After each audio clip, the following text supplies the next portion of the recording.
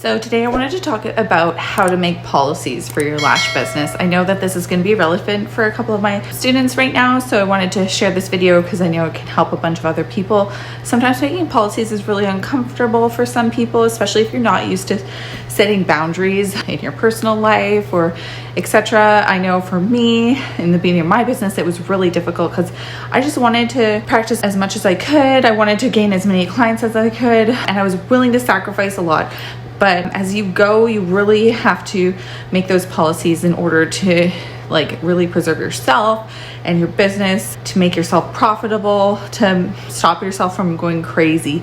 And the sooner you can implement these policies, the easier it will be on your business. So please don't wait as long as I did to implement policies. I really would recommend starting some policies off right away, and I can give you a good idea of what you might encounter in the future. So check this video out and take some notes, see what works for you, what doesn't work for you. If you have anything else that you want to suggest, link it below in the comments. So to determine the policies that you would like to have for your business, you might want to ask yourself these questions. What are some of the current frustrations that I have with my existing clients? What behaviors are generally unacceptable to me?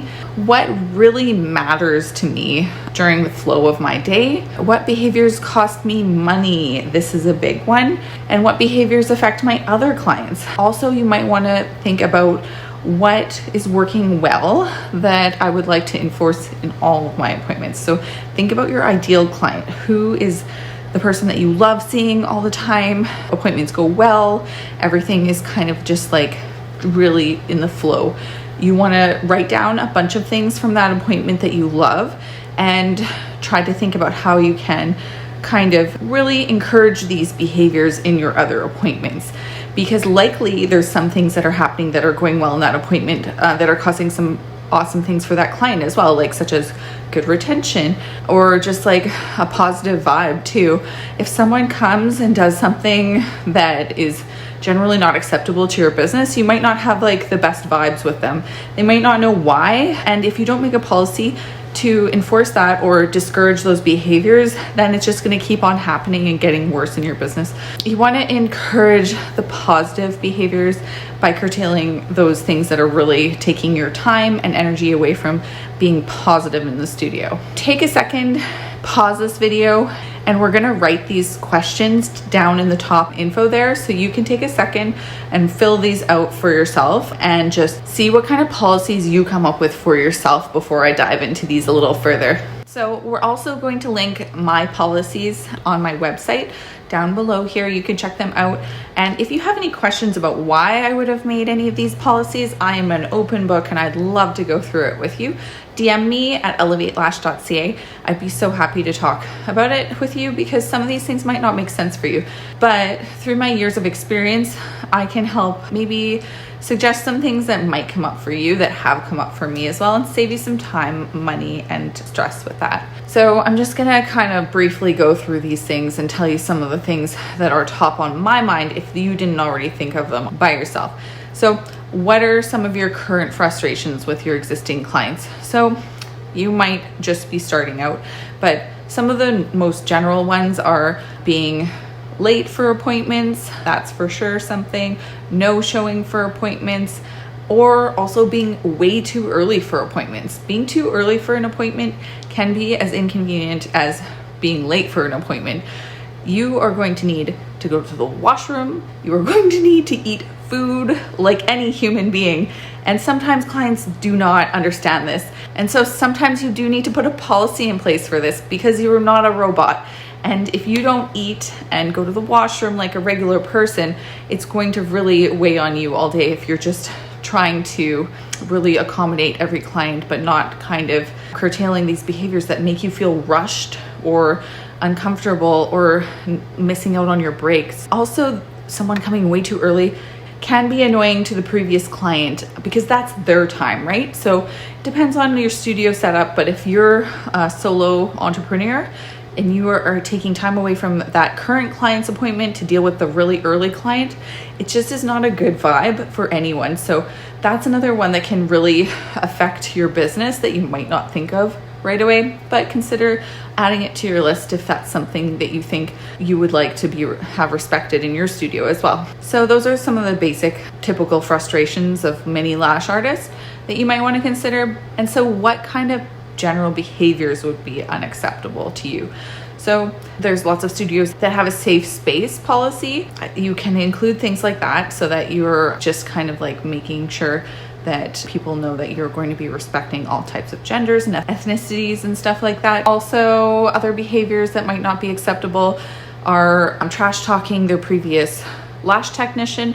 Sometimes you really do have to talk to them about that, because sometimes it gets a bad rap that studios become like places for gossip, but gossip is not a good thing to have in your business, because if someone is talking about someone else or you end up getting involved in it, it's a bad feeling for everyone, and it leads everyone to think that you might do that to them, or you might be fostering those conversations with other people. So try to nip those in the bud. I would really recommend, and sometimes you can just have a no gossip policy. So other general behaviors, maybe like mutual respect. There's a lot of different things that you might not be okay with. Taking off your shoes when you come into the studio, like little things like that. So just think about the things that you want your clients to do and make a list. So you're also going to want to think of what really matters to you in the flow of your workday. So that could be how clients communicate with you. Do you want to be picking up the phone all the time? Or do you want to be DMing them or dealing with things through email? These are important things that you can communicate with your client to prevent miscommunication or hurt feelings. Sometimes someone might feel ignored. I know at Elevate, for example, we have a phone. Our phone number is not text. Sometimes people text that phone number and I actually have no clue. So I try to put as much as possible everywhere that phone calls, no text to that phone number, just to avoid any of those hurt feelings. But there's other lash techs who don't want any phone calls. So they say no phone calls, only text. So that's your choice. And the policies, it's not about these nasty rules. It's about communication with your clients so that there's easier flow of everything. And also you can really choose or help people choose who you're going to jive with, right? There's some people who only want a phone call. If you are not a phone call person, maybe they're not the right client for you. So just by communicating that in your policies, you can avoid some things, dissatisfied customers or a poorly matched client, because if they want a phone call always and you're a text person, maybe they should find a phone call studio. So just a couple of things to think about. The flow of your workday. So think about breaks, think about how you're gonna deal with it when someone comes in with barely like 2 lashes left and they have only booked for a fill. If you don't set that out in your policies, it can be an uncomfortable conversation and lead to a client having a less than ideal service with you, but also yourself taking on a lot more than you should, because you haven't outlined in your policies how you're going to deal with this in advance. So once again, if you want a suggestion about how I deal with it, just check out my policies down below on my website, and I've got that worked into mine as well. So what behaviors are costing you money? So these are important for you to think about. If you don't have a policy about them coming in without mascara, then that's also kind of a behavior that can cost you money, because it costs you your reputation, right?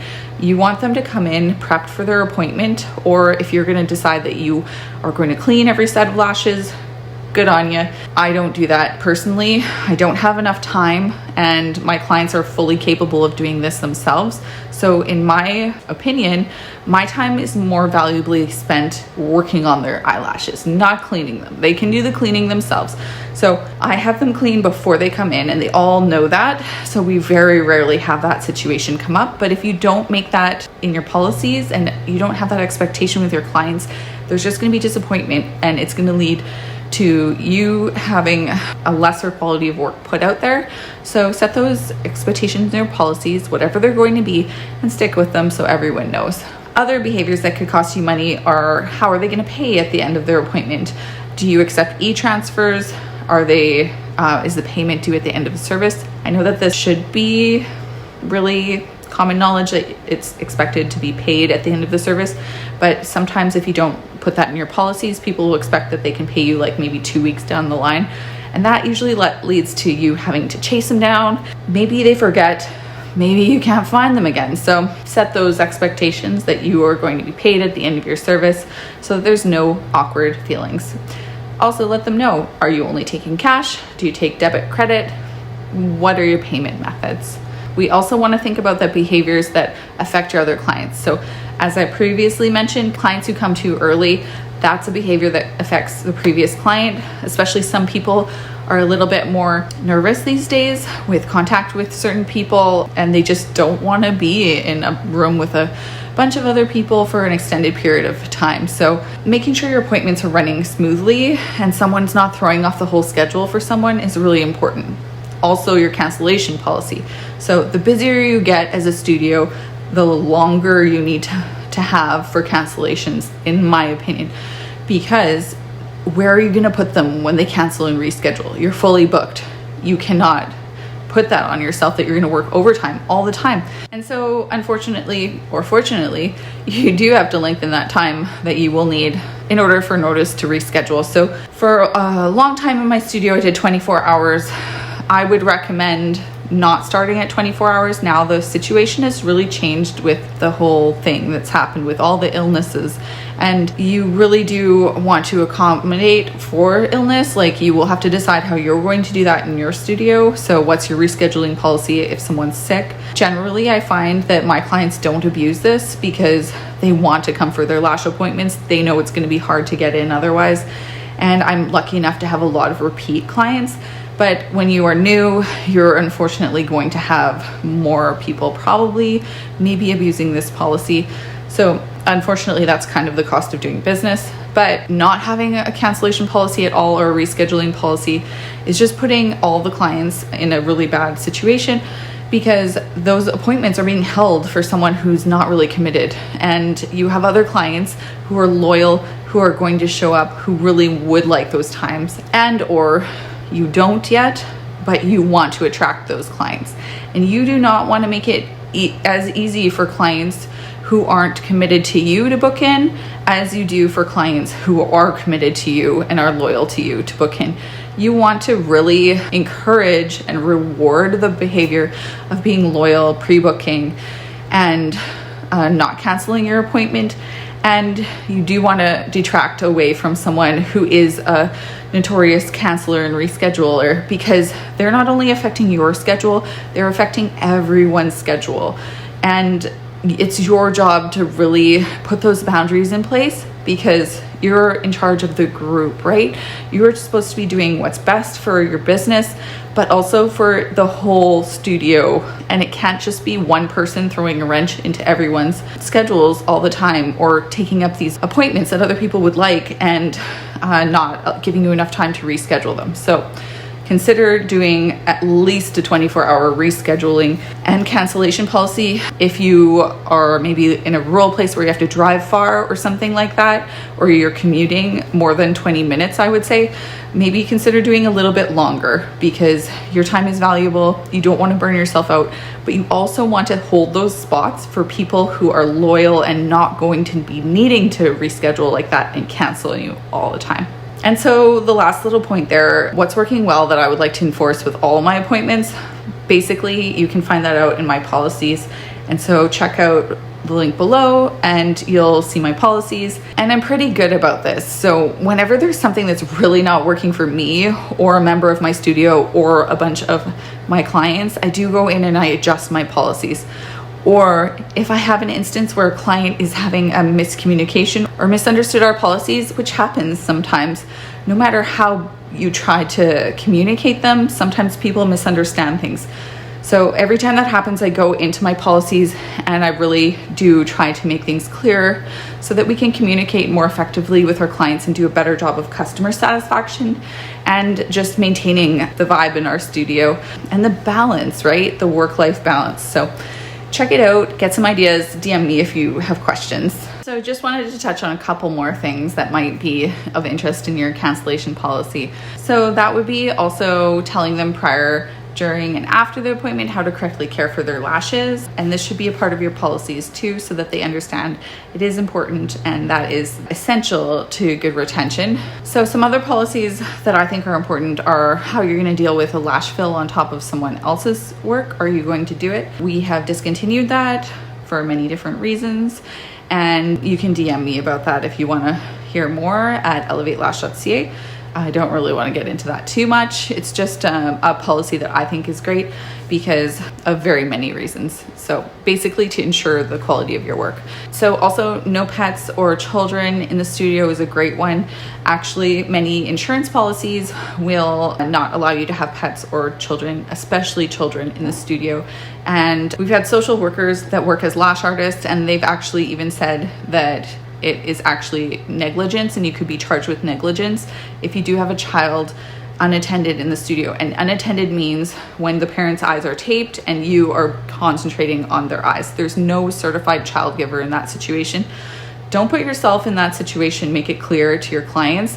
If you're not insured, then that's a huge liability for you, but also you're putting your client's child in danger, which is not something you ever want to do. And not everyone's going to see it that way, but that's the word straight from a social worker. So you take it from her, don't take it from me.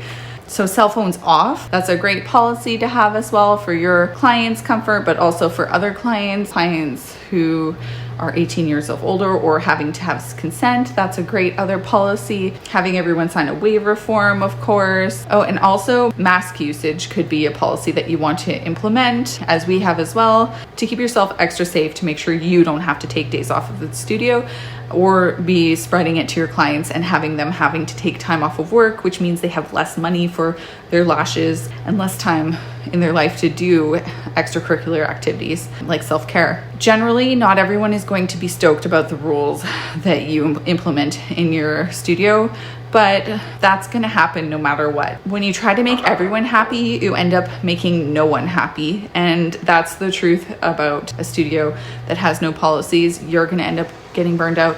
Clients are not going to have a consistent experience. So those are both things that you don't want to happen. What does happen when you implement policies and you're true to yourself and you communicate well with your clients is you are going to attract the right clients, your ideal clients. So you're going to continue to love your job and you're not going to burn out. You can continue to be there for a long period of time because you are not helping anyone if you're not going to be in the industry anymore.